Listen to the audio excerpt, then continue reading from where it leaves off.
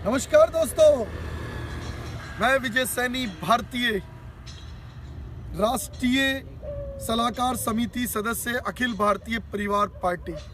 दोस्तों, आज 8 जनवरी 2021 को इस समय हम Rashtrapati Bhavan north block south block के करीब और संसद भवन के सामने खड़े हैं।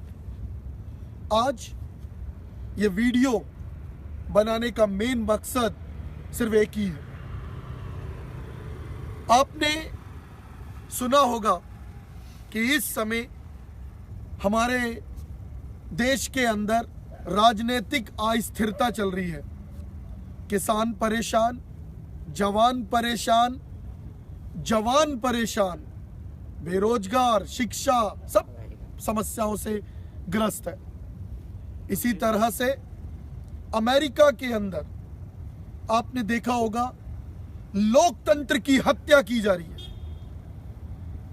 क्योंकि हमारे देश के प्रधानमंत्री भी हमारे लोकतंत्र की महाहत्या कर रहे हैं। उन्होंने अमेरिका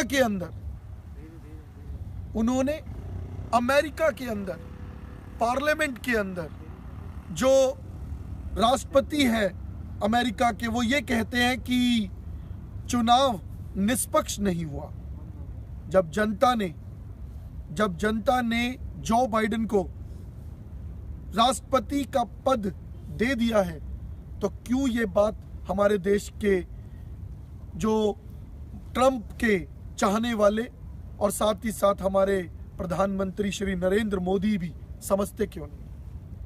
इन कुछ ऐसी बातें हैं जिनके ऊपर हमारे जो है दूसरे साथी को मैं आमंत्रित करूंगा, जो आकर के आपको बताएंगे कि आखिरकार अमेरिका में जो लोकतंत्र की हत्या हो रही है और जो भारत में लोकतंत्र की महाहत्या हो रही है, उसके क्या कारण हैं।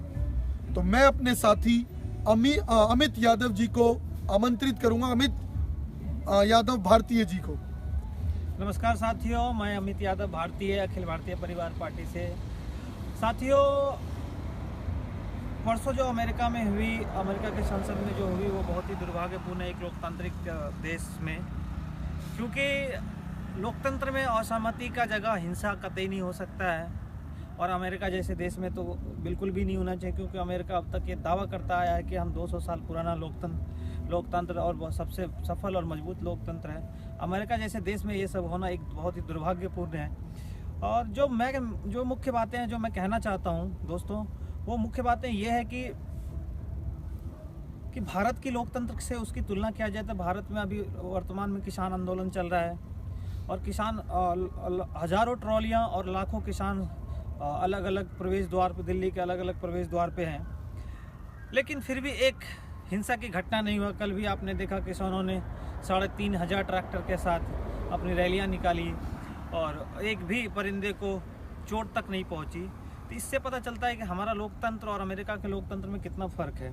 अमेरिका जो अब तक दावा करता है हम लोग 200 साल पुराना लोकतंत्र और सबसे मजबूत, दुनिया के सबसे मजबूत और सफल लोकतंत्र है, इस दावे के साथ अमेरिका मुँह के बल गिरी। और सबसे बड़ी बात साथियों ये है कि हम दुनिया के दूसरी सबसे बड़ी आबादी वाला देश हैं, और चीन हमसे पहले आता है।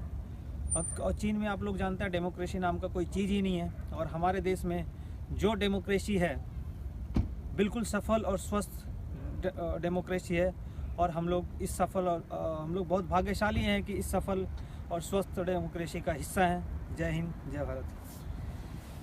यहाँ पर अमित जी, मैं एक बात बताना चाहूँगा कि जो मैंने ये शब्द शुरुआत में वीडियो में यूज़ किया कि अमेरिका में लोकतंत्र की हत्या हुई और भारत में लोकतंत्र की महाहत्या हो रही है, तो उसके पीछे एक कारण है।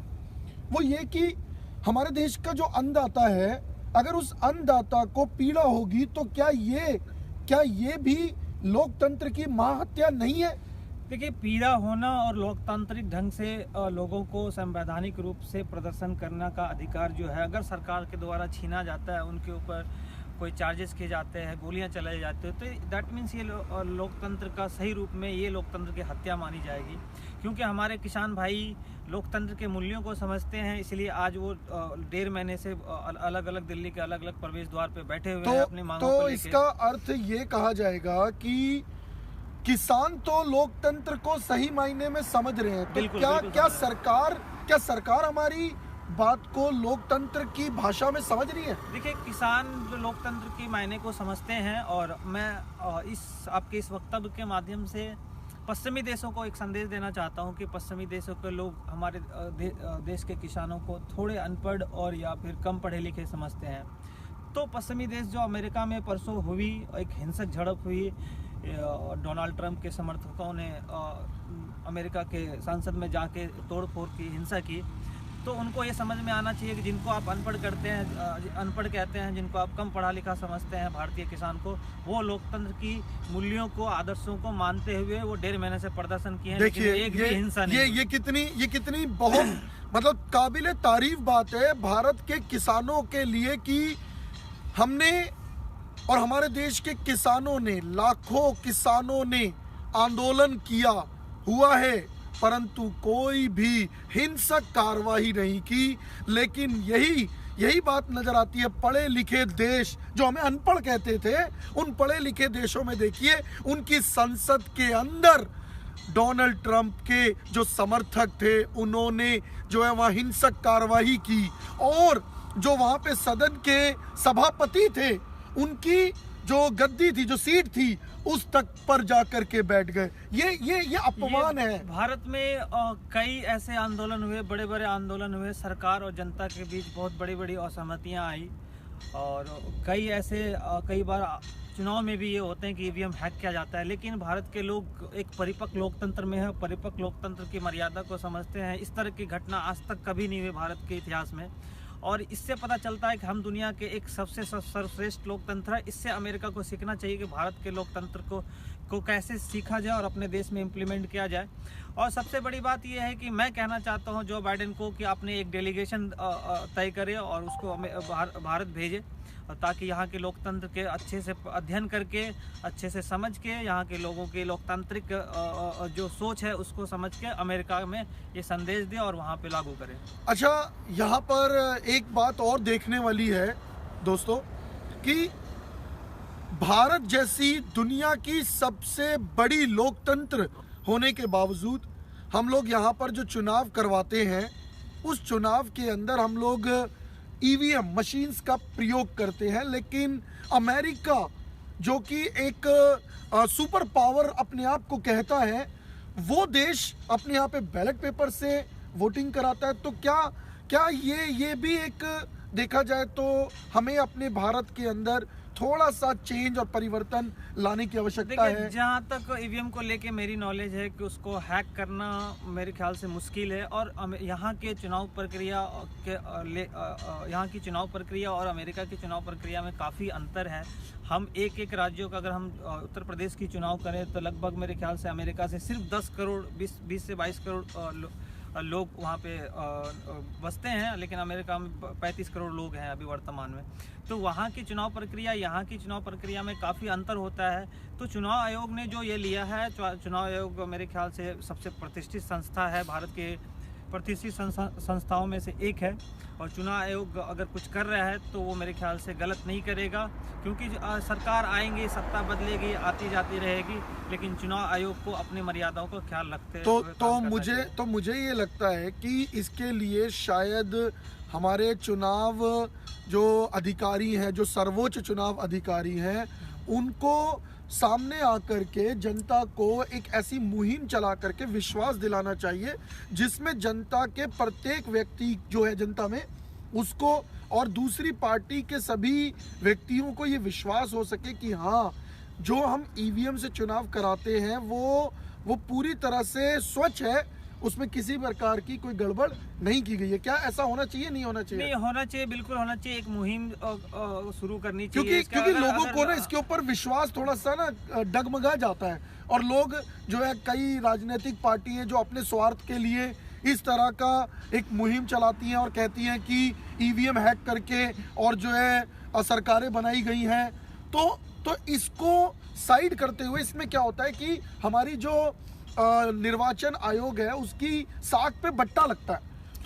तो हमें एक ऐसा कुछ रास्ता निकालना चाहिए। मुझे ऐसा लगता है कि क्या हमारे देश की जनता को इसके लिए पहल करनी चाहिए और आवाज उठानी चाहिए। देखिए, सबसे पहले राजनीतिक पार्टियों को अपनी राजनीति से दूर होकर लोगों की लोकतांत्रिक मजबूती को प्रदान करे और लोगों के लोकतांत्रिक मूल्यों की मर्यादाओं को समझे। ईवीएम हैक हो रहा है, ये जनता पर से, लोकतंत्र पर से जनता का विश्वास इस तरह उठता है।